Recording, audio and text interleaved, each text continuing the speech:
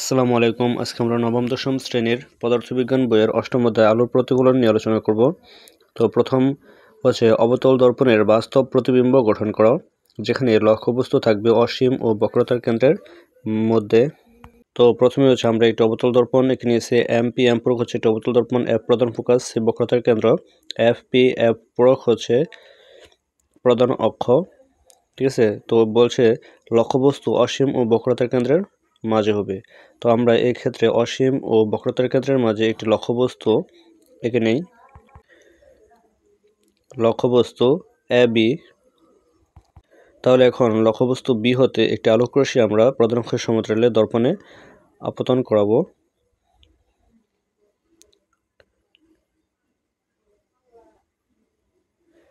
তো আমরা জানি যে লক্ষ্যবস্তু হতে কোনো আলোকরশ্মি যদি প্রধান অক্ষের সমান্তরালে দর্পণে আপতিত হয় তাহলে তা প্রধান ফোকাস দিয়ে প্রতিফলিত হয়।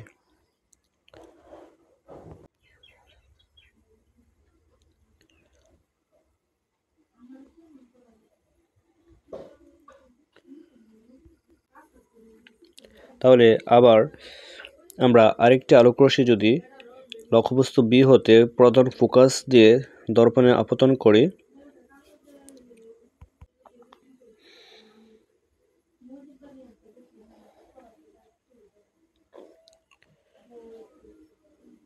আমরা জানি কোনো আলোকরশ্মি যদি প্রধান ফোকাস দিয়ে দর্পণে আপতিত হয় তাহলে তা প্রধান অক্ষের সমান্তরালে প্রতিফলিত হয়।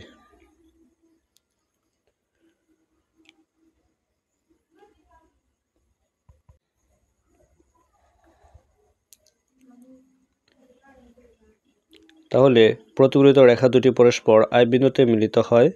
তাহলে এখন আমরা হচ্ছে আই বি লম্ব অঙ্কন করি। তাহলে এই আই বি হচ্ছে লক্ষ্যবস্তু এ বি এর বাস্তব প্রতিবিম্ব। তাহলে এখন আমরা সম্পূর্ণ অংশটি আবার বুঝিয়ে বলি।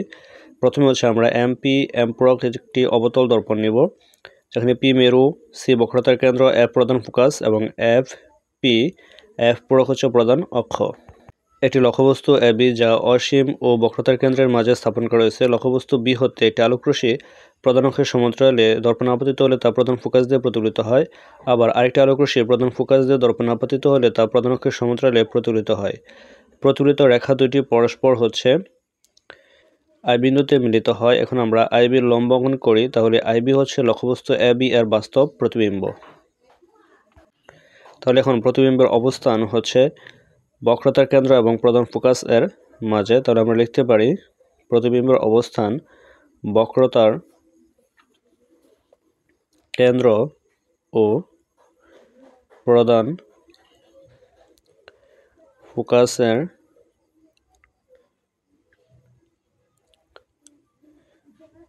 মাঝে। প্রকৃতি হচ্ছে বাস্তব ও উল্টো। আকৃতি হচ্ছে খর্বিত। এখন আমরা হচ্ছে অবতল দর্পণের বাস্তব প্রতিবিম্ব গঠন করব, যেখানে লক্ষ্যবস্তু থাকবে হচ্ছে বক্রতার কেন্দ্রে। তো প্রথমে হচ্ছে আমরা একটি অবতল দর্পণ এম পি এম প্রয়োগ অঙ্কন করে নিয়েছি, যেখানে সি বক্রতার কেন্দ্র প্রধান ফোকাস, এফ পি এফ প্রয়োগ হচ্ছে প্রধান অক্ষ। যেহেতু বলা আছে লক্ষ্যবস্তু বক্রতার কেন্দ্রে থাকবে, তো প্রথমে আমরা একটি লক্ষ্যবস্তু নেব যা বক্রতার কেন্দ্রে অবস্থান করে। তো লক্ষ্যবস্তু হচ্ছে এ বি। তাহলে এখন লক্ষ্যবস্তু বি হতে একটি আলোকরশ্মি যদি প্রধান অক্ষের সমান্তরালে আমরা দর্পণে আপতন করাই,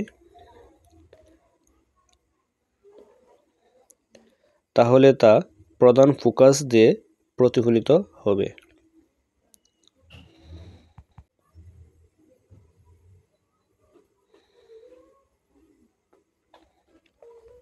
তাহলে আবার লক্ষ্যবস্তু বি হতে যদি আরেকটি আলোকরশ্মি আমরা প্রধান ফোকাস দিয়ে দর্পণে আপতন করাই,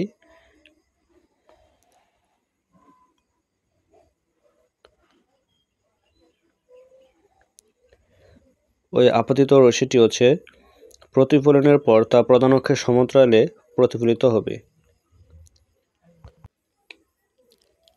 প্রধান অক্ষের সমান্তরালে প্রতিফলিত হয়। প্রতিফলিত রেখা দুটি পরস্পর অপূরক বিন্দুতে মিলিত হয়। তাহলে এ পূরক বি পূরক লম্ব অঙ্কন করি। তাহলে এ পূরক বি পূরক হচ্ছে লক্ষ্যবস্তু এ বি এর বাস্তব প্রতিবিম্ব। এখন আমরা সম্পূর্ণ অংশটুকু আবার বলে নিই। এম পি এম পূরক হচ্ছে একটি অবতল দর্পণ, সি বক্রতার কেন্দ্র, এফ প্রধান ফোকাস, পি হচ্ছে মেরু এবং এফ পি এফ পূরক হচ্ছে প্রধান অক্ষ। বক্রতার কেন্দ্রের উপর একটি লক্ষ্যবস্তু এ বি, লক্ষ্যবস্তু বি হতে একটি আলোকরশ্মি প্রধান অক্ষের সমান্তরালে দর্পণে আপতিত হলে তা প্রধান ফোকাস দিয়ে এম আর পথে প্রতিফলিত হয়। আবার লক্ষ্যবস্তু বি হতে আরেকটি আলোকরশ্মি প্রধান ফোকাস দিয়ে দর্পণে আপতিত হলে তা এম পূরক কিউ পূরক পথে প্রতিফলিত হয়। প্রতিফলিত রেখা দুটি পরস্পর এ পূরক বিন্দুতে মিলিত হয়। তাহলে এ পূরক বি পূরক লম্ব অঙ্কন করি। তাহলে এ পূরক বি পূরক হচ্ছে লক্ষ্যবস্তু এ বি এর বাস্তব প্রতিবিম্ব। এখন আমরা বের করব প্রতিবিম্বের অবস্থান, যা হচ্ছে বক্রতার কেন্দ্রের উপর।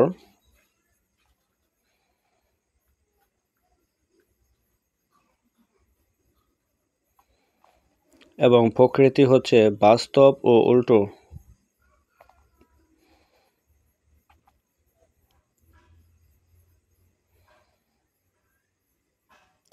আকৃতি হচ্ছে লক্ষ্যবস্তুর সমান।